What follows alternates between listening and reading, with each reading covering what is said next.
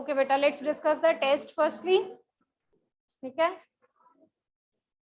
तो टेस्ट में आपका क्वेश्चन था you have to discuss budding in yeast.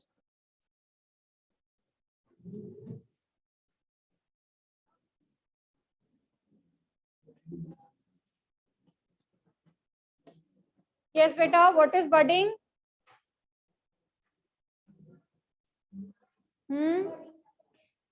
हाँ जी Jyotin, stand up. What is budding?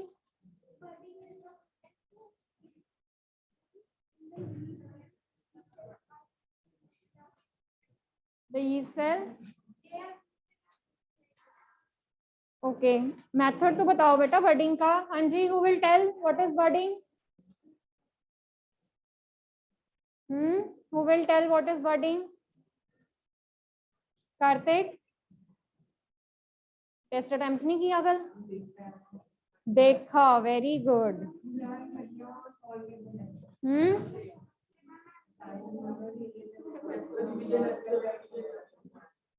मतलब आप कोई भी टेस्ट जो है वो अटेम्प्ट नहीं करते हैं। Why not this test? Why not this test? Savya stand up. बताओ मुझे, अब तो मैंने पूछने हैं सारे के सारे क्वेश्चन, तो आपसे पूछूंगी मैं। Yes, what is budding? Savya stand up. हाँ जी, व्हाट इज बडिंग?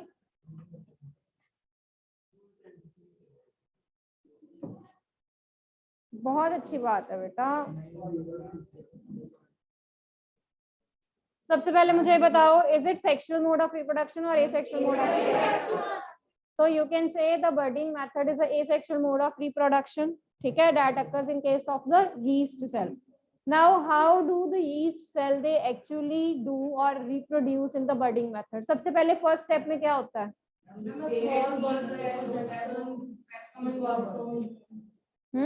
ये आप लाइन लिख सकते हो यहाँ पर in order to explain. अगर आपने सिर्फ simply budding का बताना है, then you can write here that in this the parent cell, okay, on the parent cell a small bud or outgrowth it started developing on the body, okay, which further gets mature and either it gets separated or if it is not separated then it will be forming a long chain of yeast cells. तो फिर आपने क्या बताना था? then you have to explain the diagram. तो diagram में हम क्या करते हैं?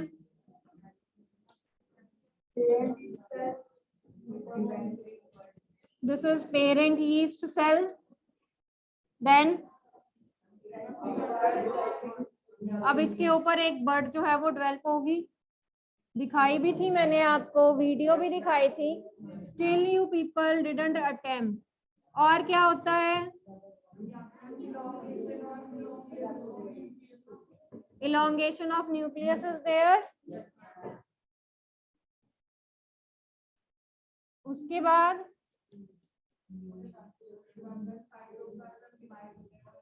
जो बॉडी है वो डिवाइड हो जाती है। ओके,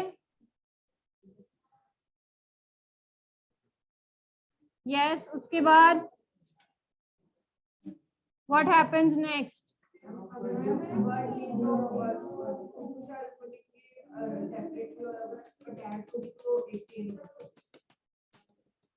तो here the body of the yeast cell it divides. ठीक है, तो आप यहाँ पे लिख सकते हो bud, growing bud. Okay, so here the cytoplasm divide. What next? यहाँ पर दो केसेस हैं, either the bud will nipped off, अगर नहीं nipped हुई तो साथ में अटैच रहेगी. So you will be getting a chain of yeast cells like this. और अगर सेपरेट हो गई देन एक पेरेंट है और एक यीस्ट सेल है. So this was all about the budding method, जो आपने नहीं किया. Very good. Discuss cross pollination and self pollination. अब ये भी नहीं किया होगा.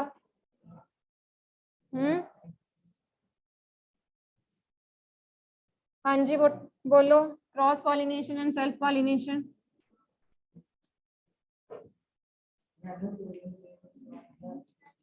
Yes, sir. Meet, stand up.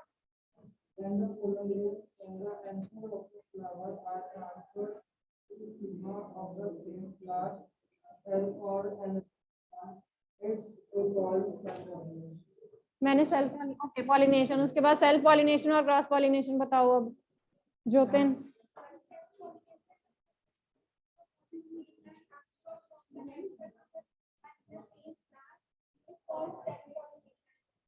So here the transfer of the pollen grains कहाँ से? From the anther to the stigma. अब यहाँ पर आप सेम फ्लावर लेते हो कि अनदर फ्लावर लेते हो? सेम।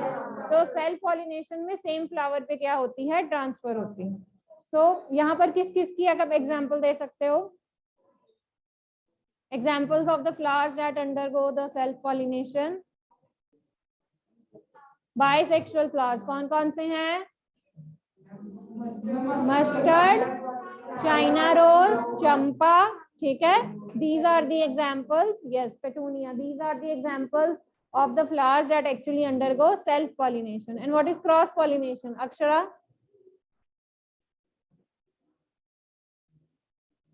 बेटा इंटेलिजेंट बच्चों का ये हाल है, देख लो आप। Yes Ravjot. Cross pollination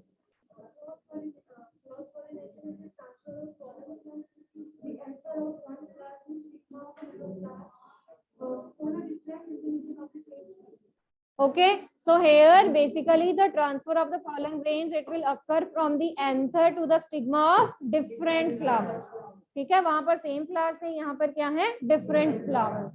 and here we will be including the examples of unisexual flowers, watermelon, papaya, pumpkin, okay, cucumber, bitter gourd. So all these are the examples. The last one, what are the advantages of seed dispersal method? हाँ जी बेटा, last seed dispersal method के क्या क्या advantages हैं?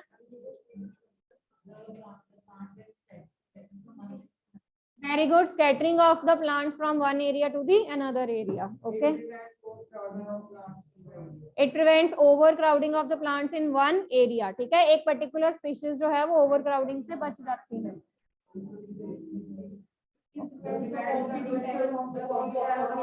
Okay, so it basically prevents the competition between the various seedlings, okay, of the plants.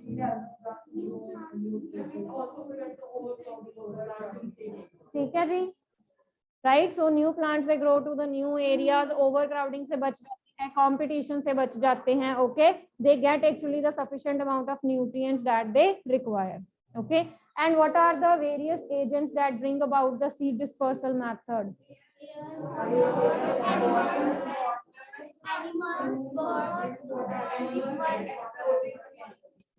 Firstly, it was wind, then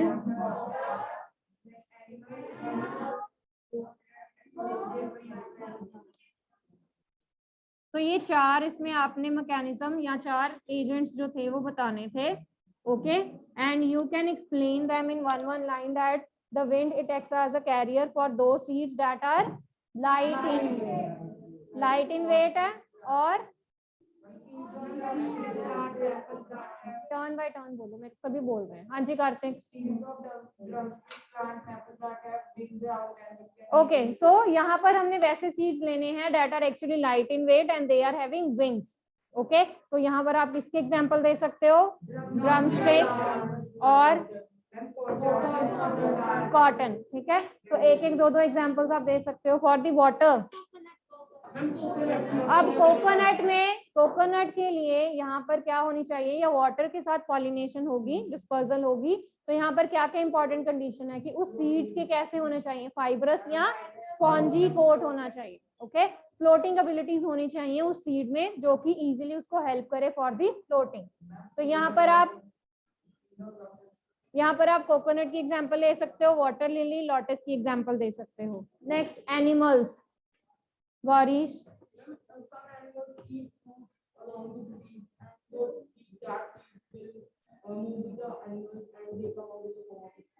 okay, and और क्या हो सकता है?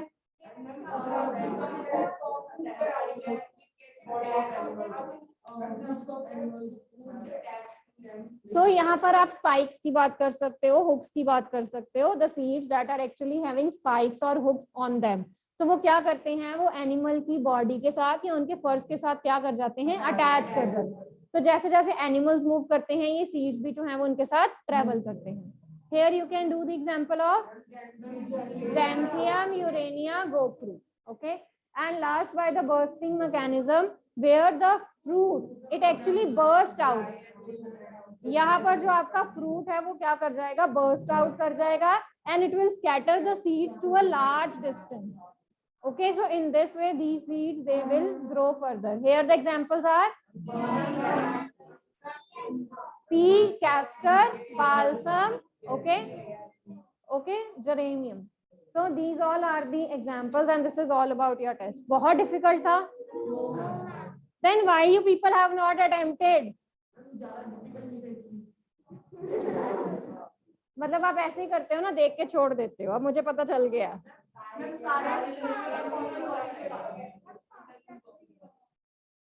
अब जो मैंने पूछना था वो आपने दिया नहीं है, मैं कैसे बिलीव करूं कि आपने बाकी सारे टेस्ट दिए हैं.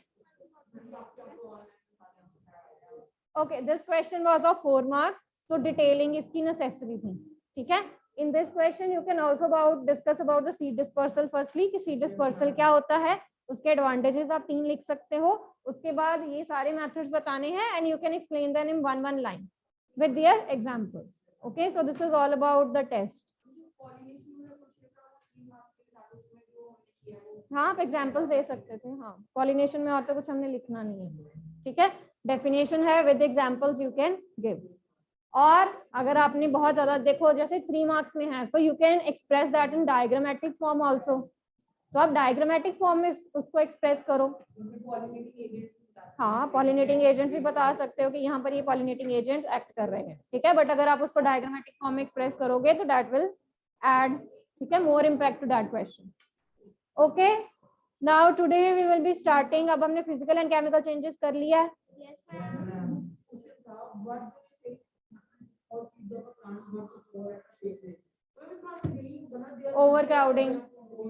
overcrowding competition for the fruits and the nutrients. Okay, chaliye.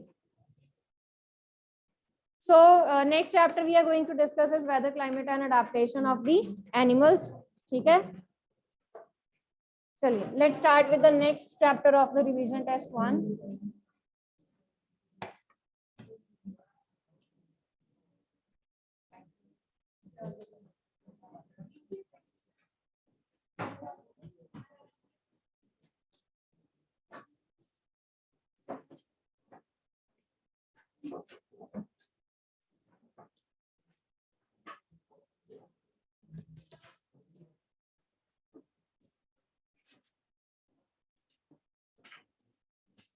चलिए बेटा, let's start with the first term, weather.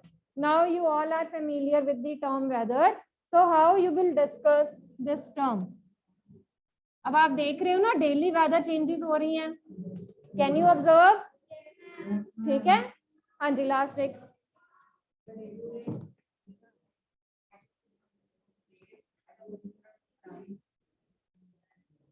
With respect to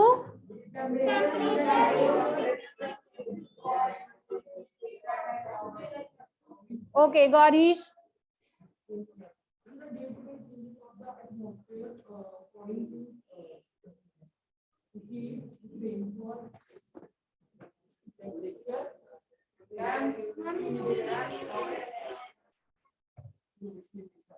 Okay, so whether it is an atmospheric condition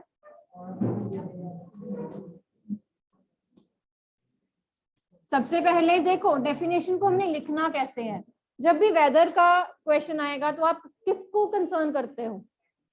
atmosphere. आपका ध्यान कहाँ पर जाता है? बाहर की तरफ जाएगा ना, आप बाहर ही देखोगे ना पहले, सबसे पहले. So we are concern with the atmospheric condition, okay, of a particular day. रोज रोज चेंज हो रहा है तो रोज रोज ही देखेंगे ना, डे टू डे कंडीशन है ये. Okay, since the weather is changing daily, so it is actually a day to day condition which we are observing. So atmospheric condition of a particular day, of a place with respect to, किसके with respect to?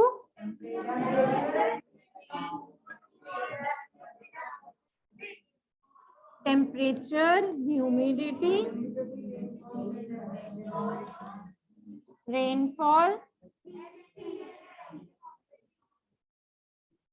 wind. wind में हम speed और direction दोनों consider कर लेंगे. Clear हो गया? ठीक है. Now you can observe the conditions कि डेली आपका जो वेदर है वो थोड़ा सा हॉट हो रहा है, थोड़ी ठंड कम हो रही है. ठीक है. कोल्ड क्लाइमेटिक कंडीशंस वो कम हो रही हैं, दे आर डिक्रीजिंग. ओके.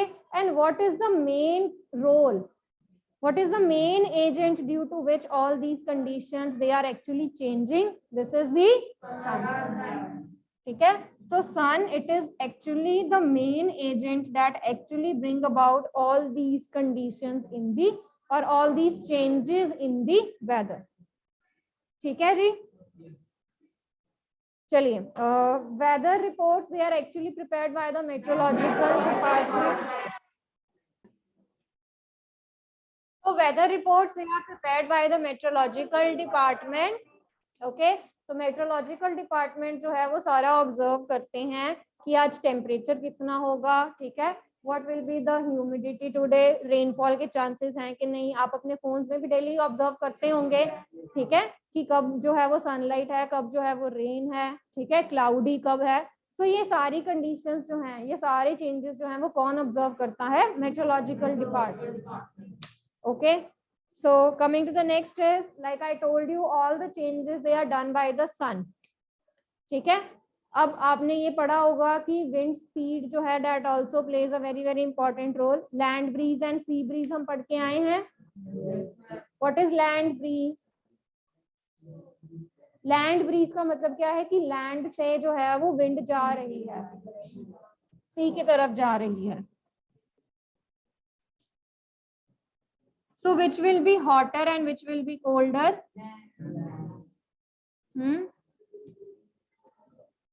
ये सी है और ये आपका लैंड है. अगर लैंड से सी की तरफ जा रही है तो इसमें से हॉटर कौन सा है और कोल्डर कौन सा है? अच्छा, ये फिनोमिना होता कब है? नाइट के टाइम पे ये day? Okay, very good. So that is a night phenomena.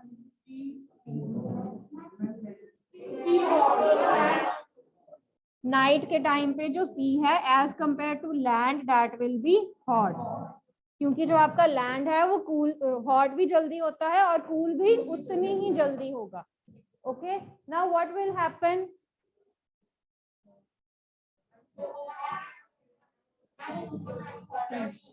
जो हॉट एयर है, hot air it will rises up and cold air it will rush to take its place. तो यहाँ से जो हॉट एयर है वो ऊपर जाएगी और यहाँ से जो कोल्ड एयर है वो उसकी जगह लेगी. Okay, so in this case you can see the breeze, the wind is actually blowing from land to the sea, so that is called as land breeze. And what will be there in the sea breeze? Okay, so here this is sea and this phenomena it will occur in the daytime. तो day time में क्या होगा? सन है, सन की heat से क्या जल्दी hot होगा? Land will become hot more as compare to the sea. तो यहाँ से जो हॉट एयर है it will rise up and the cold air from the sea it will rush to take its place. Okay, so in this way the speed of the wind or the breeze it starts blowing from the sea towards the land. Okay, अब आपने ये भी पढ़ा हुआ है कि evaporation. Okay, the sun it plays very very important role in the evaporation of the water vapor जो आगे जाके ऊपर cloud formation करते हैं and they bring the rain. ठीक है. तो सन के साथ ही जो टेम्परेचर है वो हॉट एंड कोल्ड होता है. सन के साथ ही जो है वो क्या होती है? ह्यूमिडिटी बढ़ती है, रेनफॉल होती है. Okay, and it is only due to the sun that give rise to the sea breeze and the land breeze where the wind it starts blowing. Okay, right. So अगर आपको factors पूछते हैं weather के तो कौन कौन से factors हैं जिसके ऊपर वेदर जो है वो डिपेंड कर रहा है?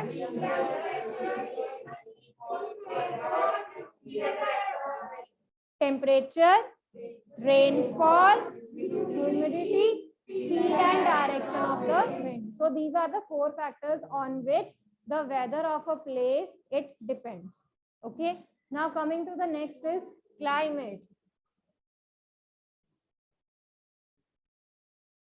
अच्छा, क्लाइमेट से पहले हम डिस्कस करते हैं, we are having the maximum and the minimum temperatures. ठीक है, अगर आप देखते हो वेदर रिपोर्ट्स डेली, तो आपको बताया जाता है कि जो मैक्सिमम और मिनिमम टेम्परेचर एक पर्टिकुलर डे का है वो कितना होगा। ठीक है, तो that maximum and minimum temperature is measured by maximum and minimum thermometer, where the maximum temperature will be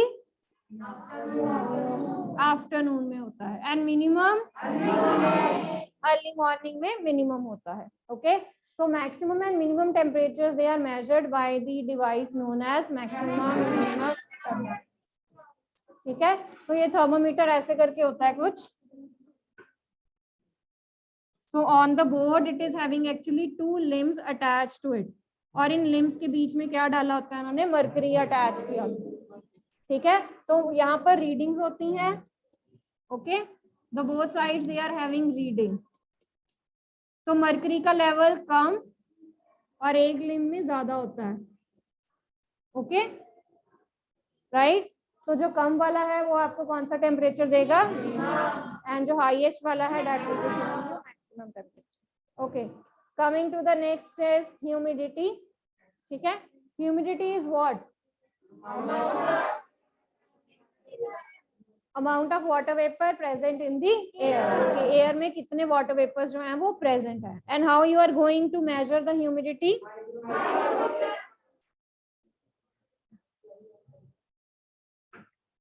फिर से बता रही हूँ, दो इंस्ट्रूमेंट्स हैं आपके। एच से ह्यूमिडिटी, ह्यूमिडिटी को हम कैसे मेजर करते हैं, एच से ही, भूलना नहीं है या इंटरचेंज नहीं करना है। एच से ह्यूमिडिटी, एच से ही क्या है, हाई ग्रो। ठीक है, और ये हाई ग्रो है, जी आना है। आपने लास्ट टाइम भी ये स्पेलिंग मिस्टेक्स की थी। हाँ, हाइड्रो लिखा था, हाइड्रोमीटर नहीं लिखना है, that is hygrometer. Okay, then next is rainfall. Rainfall जो है that is actually measured with the help of an device, और उस डिवाइस का नाम क्या है, सो आर से ही रेनफॉल है, आर से ही क्या है, रेन गॉज। ठीक है, और गॉज के भी स्पेलिंग चेक करो, GAUGE। ठीक है, स्पेलिंग मिस्टेक्स के कारण भी आपके नंबर कट जाते हैं। And rainfall it is measured in millimetre. Okay, rainfall को हम किस में मेजर करते हैं, it is measured in millimetre. Okay, चलिए, coming to the next is now climate। So what is climate?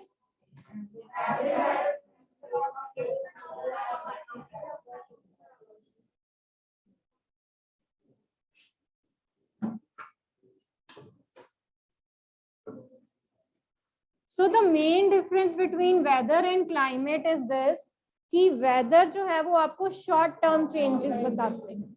Okay, अभी हमने जो वेदर की कंडीशंस पढ़ी हैं, they actually tell us the short term changes, कि आज ऐसा वेदर है, आज ऐसी कंडीशंस है, कल कंडीशंस जो है वो चेंज हो रही हैं। ठीक है, उसके बाद again the conditions they are actually changing. So here the changes we are concerned with, they are the short term changes। ठीक है, बट क्लाइमेट जो है वो आपको कैसे चेंजेस देता है, long term changes. Long term changes में भी यूजुअली कंसिडर 25 years। ये नहीं है कि मैंने कुछ मंथ्स के बाद, कुछ डेज के बाद उसको चेक किया। ओके, ये जो क्लाइमेटिक कंडीशंस होती हैं, they are particular for a place that are actually recorded over 25 or more than 25 years। ठीक है, उससे ज्यादा भी ले सकते हैं, बट यहाँ पर हम जो एक एवरेज वेदर रिपोर्ट लेते हैं that is concerned with 25 or 25 more years। okay, so how you will define the climate?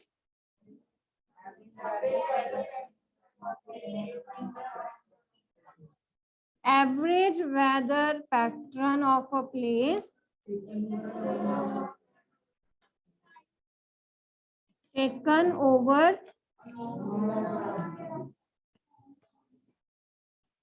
तो लॉन्ग पीरियड में आप राइट कर सकते हो यूजली 25 ईयर्स। अब जैसे फॉर एग्जाम्पल अगर आप हिमालयन की बात करो, हिमालयस हैं, हिमालय रीजन, वो हमेशा क्या रहते हैं, ये तो नहीं है कभी हॉट हो जाते हैं, no, we always hear that area is actually the cold area. Okay, if you talk about the Rajasthan area, always hot, ये नहीं है कि कभी हॉट है कभी कोल्ड है कभी मीडियम है कभी रेनी है, no. Okay, so here what we are concerned with the pattern, the conditions that are actually stable for a very long period of time. अगर आप मेघालय में बात करो, चीनापुंजी की, that receives maximum rainfall, वहां पे रेनफॉल होती ही रहती है। ओके, तो वहां पर उसका कंडीशन कैसी होंगी, climatic condition hot and humid होंगी, ठीक है, बार बार रेन हो रही है, that means the condition should be hot and humid. Okay, तो वहां पर वो कंडीशंस जो हैं they are actually fixed. Now, what are the factors that are actually affecting the climate?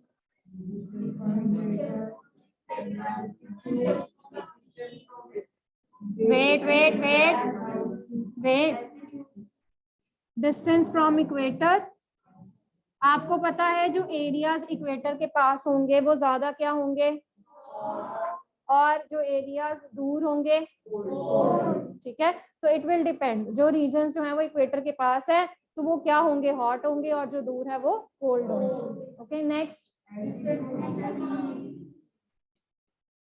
Distance from sea. Here also जो places sea से ज्यादा दूर हैं, जैसे हमारे रीजन्स जो हैं we are actually very far away from the sea, तो हमारे climatic changes extreme climatic conditions होती हैं, हमारे क्लाइमेटिक कंडीशंस ज्यादा होते हैं, चेंजेस ज्यादा हैं।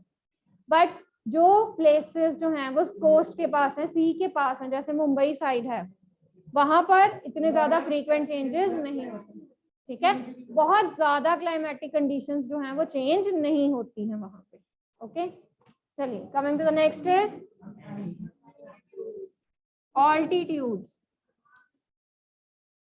हाँ जी, ऑल्टीट्यूड्स में हम क्या कहेंगे, जितना ज्यादा आप हायर जाओगे, ओके, उतना ही टेम्परेचर क्या होता जाएगा, लेस होता जाएगा, and the places they will be cold, ठीक है। लास्ट, विंड, विंड ऑल्सो हमने पहले डिस्कस कर लिया, ठीक है, very good. Next is human activities. Human activities में हम क्या डिस्कस करेंगे, deforestation activities, okay, with the cutting of the trees, with the cutting of the plants, you know they are very important role, okay, transpiration में help करते हैं, rain में help करते हैं, तो अगर आप बहुत ज्यादा deforestation activities करोगे, so that is going to affect the climatic condition. One such example is the global warming, ठीक है, where actually the temperature of the earth is rising, ठीक है, और you can also say with the global warming conditions the glaciers they actually started melting, so this is also a concern, okay।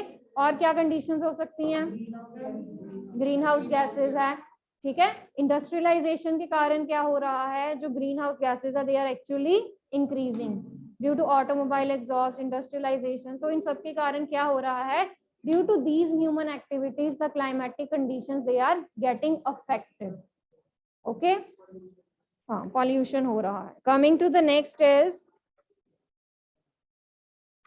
Okay, now we will be discussing the adaptation part. हमने weather और climate discuss कर लिए हैं, now it's time for the adaptation.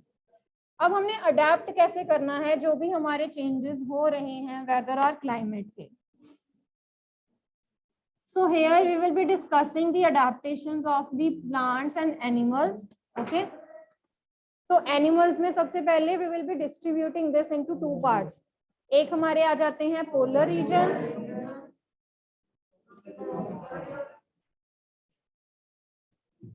And tropical rain forest.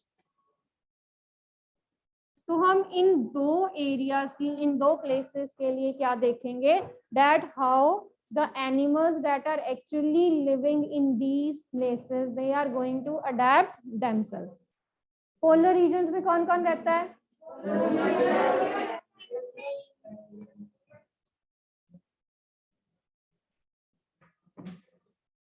So we will be discussing in detail about the adaptations of the polar bears.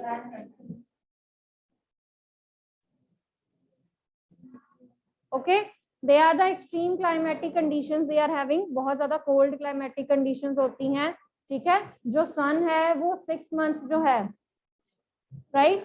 It sun rises और हाँ, और 6 months के लिए जो sun है वो rise नहीं करता है, ठीक है. So you can actually think about the situation, right? कि कितना ज़्यादा जो है वो cold conditions होंगी इसमें.